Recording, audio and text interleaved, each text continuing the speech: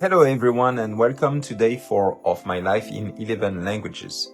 In the previous video, I talked about my interview for the JET program, the Japanese government program that brought me to Japan.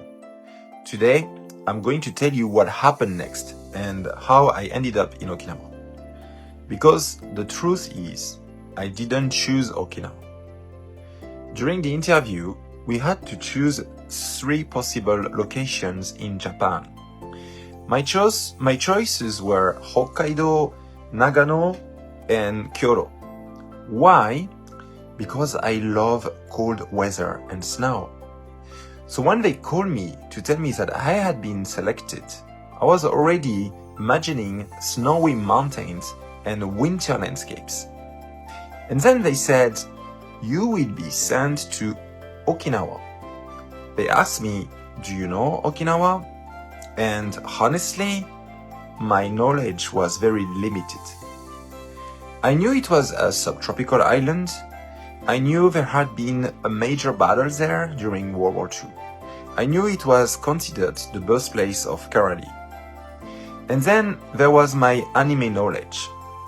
I knew Okinawa because in Ranma Nibun no Ichi, Ryoga Hibiki keeps sending postcards from Okinawa while claiming he's training in Hokkaido, with tropical scenery behind him.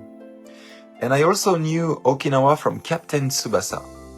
That's where Kojiro Hyuga, known in France as Mark Landers, goes after leaving his team, where he trains with a rather unusual, slightly drunk Okinawan coach and practices kicking the ball against the ocean waves.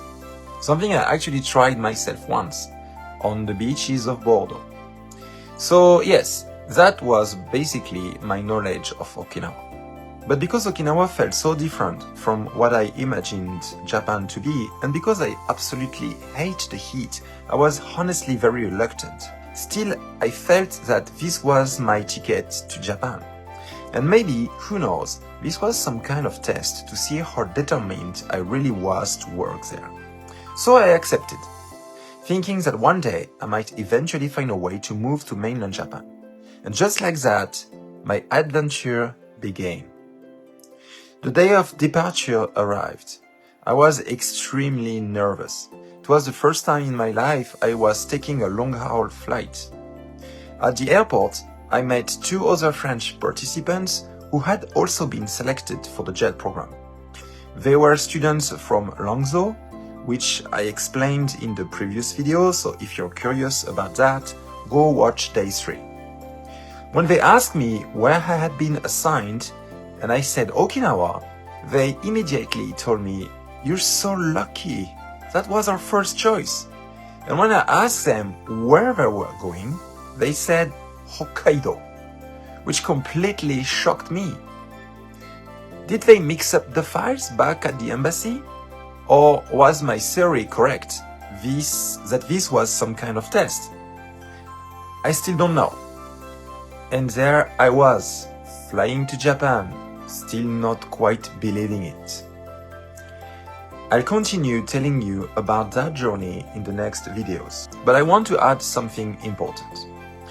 Being sent to Okinawa turned out to be the best thing that ever happened to me. I built my life here. I stayed here, originally almost against my will, but that's another story for another video. And more importantly than anything else, I met the love of my life here. Someone who, it feels like, had been waiting for me a whole life. And surely, I had been waiting for her too. But that story deserves its own episode. So that's it for today. Now I'm curious. Have you ever ended up somewhere completely different from what you originally planned and it changed your life? Let me know in the comments. And if you'd like to follow this journey, don't forget to subscribe. I'll see you tomorrow for day 5 of my life in 11 languages.